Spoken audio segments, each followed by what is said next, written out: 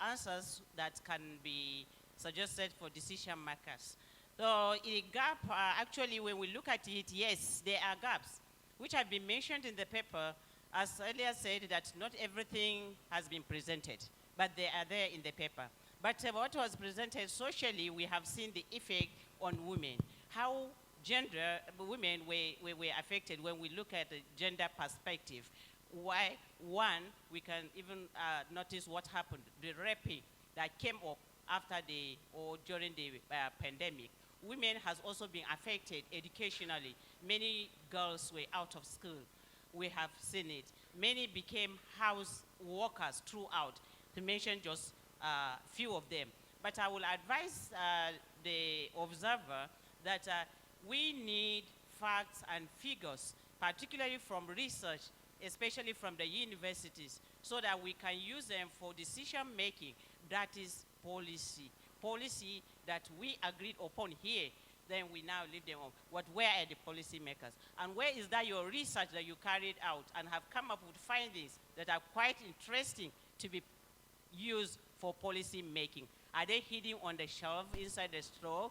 Where is that product that you have come up with it with your student?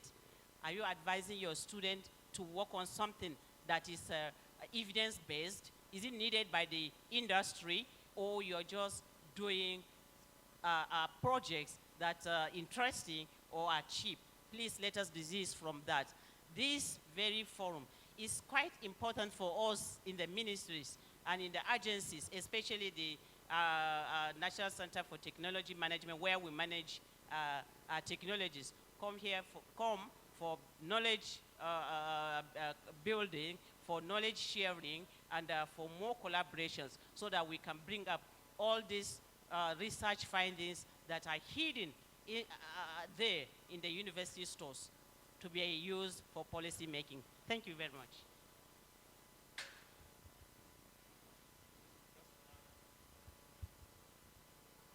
Thank you for the questions. First off, I will start by saying, okay, first off, I will start by saying this is an ongoing research work, and not all the data results, not everything is presented here. It's just a part of the study. So most of the things are not here. So you didn't have all the data presented there, just a few of them. So as regards the treated and untreated wastewater, they were actually collected, but the data I presented here, I merged them together. Probably when the paper comes out dutifully done, then we will separate them. Actually, this research work we have a lot of, we have collaborated, working together, various fields. It's an interdisciplinary research work. We have the statistician among us who carry out the statistical analysis. And as regards the temperature, yes, temperatures have been recorded. I didn't put the physicochemical parameters. We have the temperature, we have other parameters tested for by... Sorry, if you have it, you can just tell us, give an idea, maybe at what degree centigrade, if you do. I don't have it. All right, thank you. I don't have it. Yes, I don't.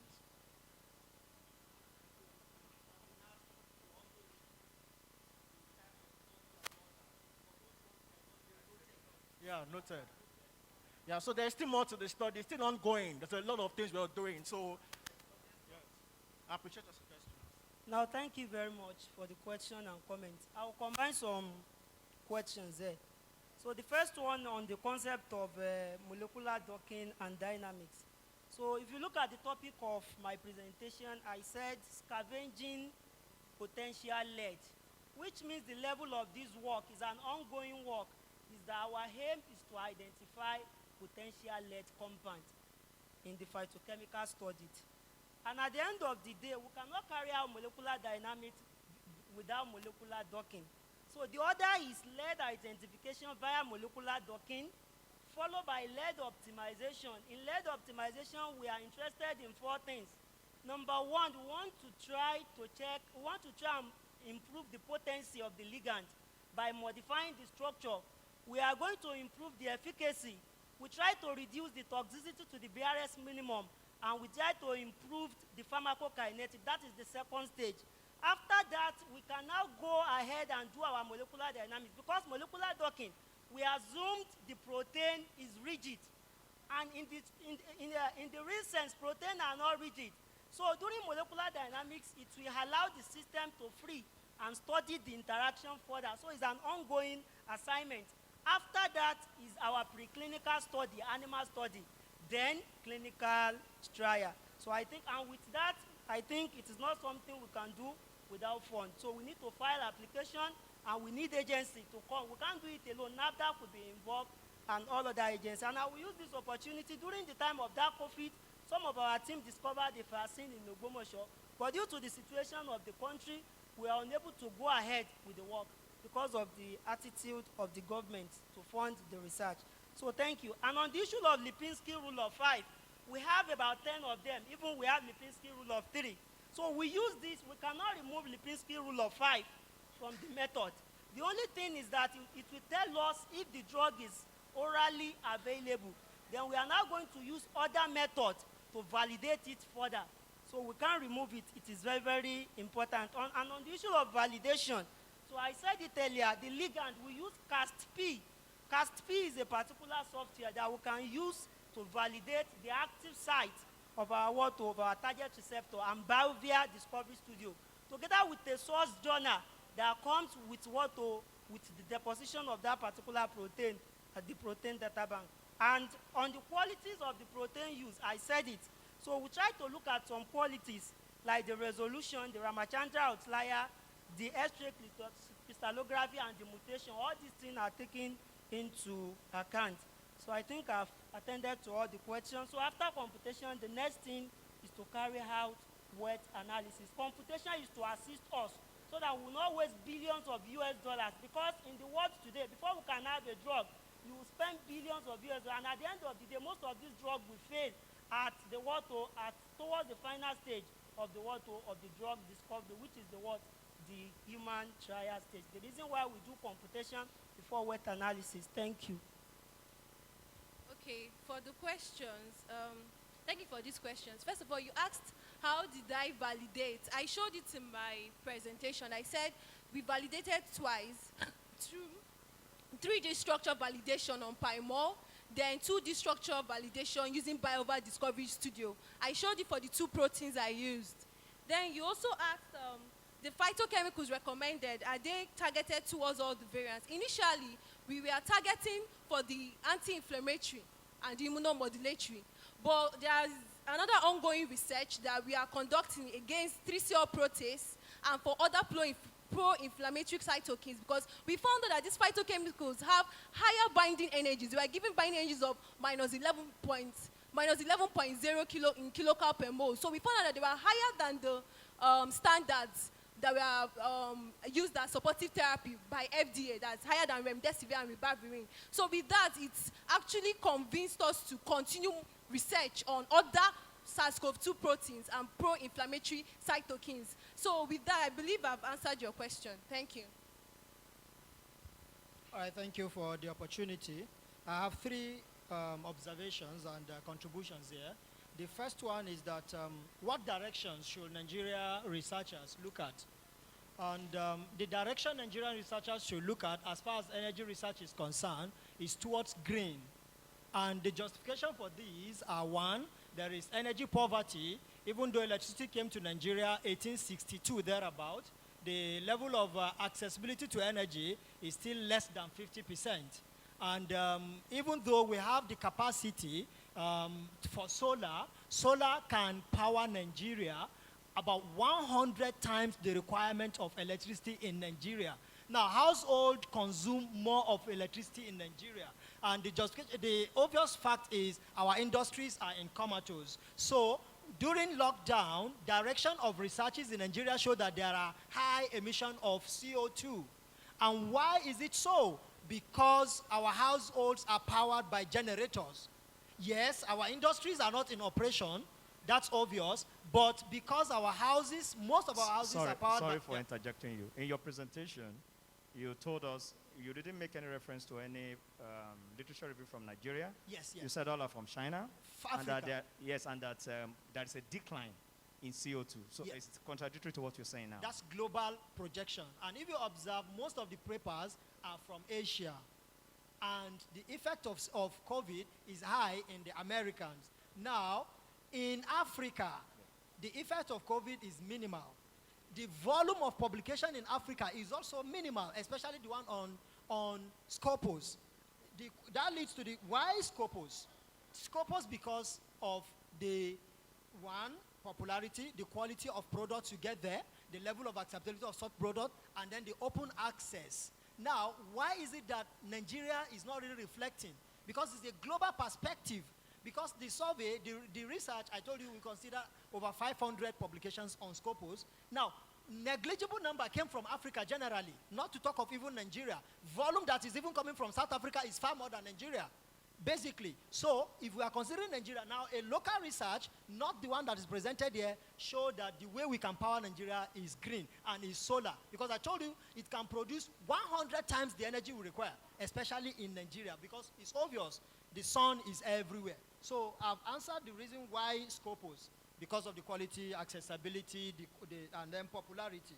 So, this means our Nigerian researchers should be looking towards having our products on Scopus as well, or ISI, Web of Science platforms. Because the same effort we use to publish in our normal this thing is the same effort we still use to push out there. The quality are okay. So the other one is, I think that's basically. All right, thank you. And the last Now, thank you presenter. for the clarification on application of the slide.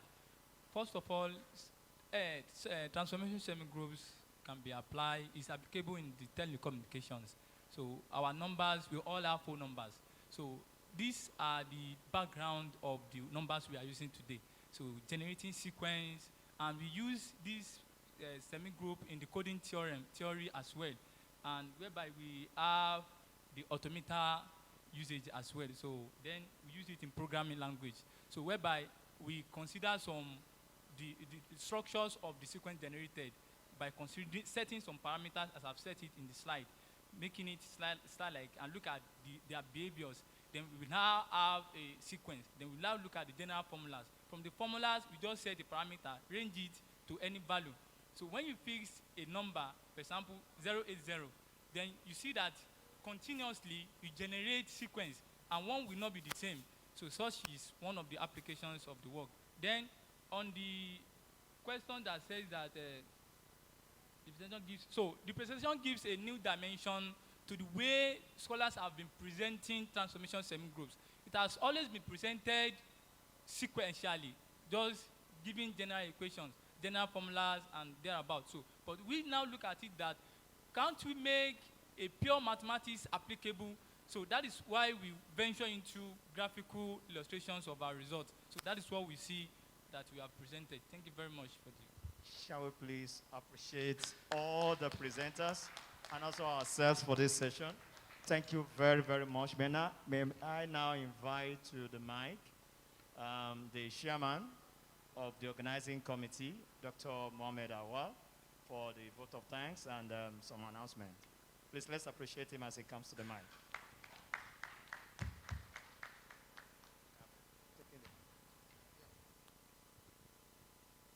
Thank you so much.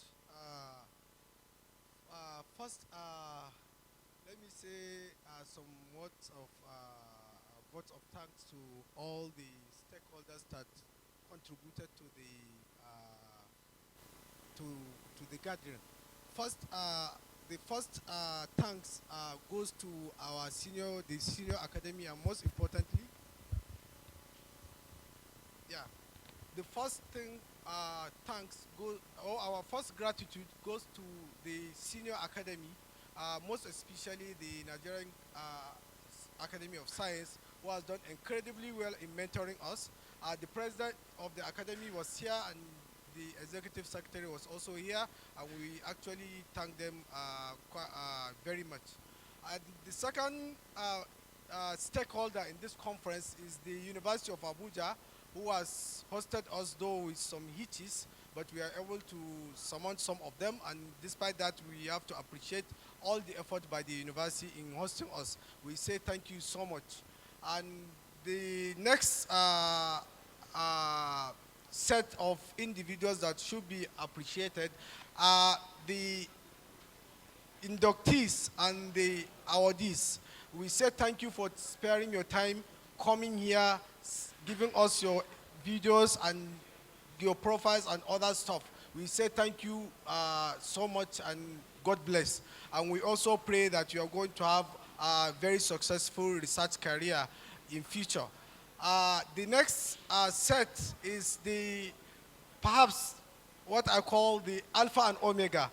This gathering will not have been possible, truly, without the enormous contribution by the COVID-19 Rapid Grant Fund from a consortium of funding agencies. But precisely, or the most important one, is the National Research Foundation of South Africa. Please, can we give a round of applause for them? The truth is that almost everything here was sponsored through that grant. We wrote a grant titled Mother COVID-19 in Africa, and this is part of the activity that goes with the grant. And we say thank you so much to COVID-19 Rapid Grant Fund, and most especially to the National Research Foundation of South Africa. Now, finally, thank you. Now, that is all. The next set, of course, are the members of the COC. We say thank you so much, all members of the COC, all members of the Executive Committee, and most importantly, the General Assembly. We say thank you so much for all your commitments, your advices, your constructive criticism. We say thank you. It simply made us better. Thank you so much. And I think that's all for the camera, the multimedia crew. We also say thank you. You have done incredibly well, even though we have some hitches here and there. But overall, I think we had a successful outing. We say thank you so much. And finally, apart from thanking University of Abuja, truly, we also have to give special thanks to the Department of Physics at the University of Abuja. Please, can we give a round of applause for them? Because after we had serious problem as far as the venue is concerned, it is this department that eventually salvaged the situation. So we are truly grateful to the department. And I think that's all I have. I will say thank you so much to all of us that were here. Yeah, I will talk about it, that were here throughout the day. We say thank you. Now for today, what is remaining, the buses are just about to come. In fact, they are supposed to be here maybe next 5-10 minutes. So we'll all hang around and then join to go to our respective hotels. Now, after we arrive at the hotels, we'll go straight up at around 6 o'clock precisely. We are going to have a cocktail. 7? When was it shifted to 5?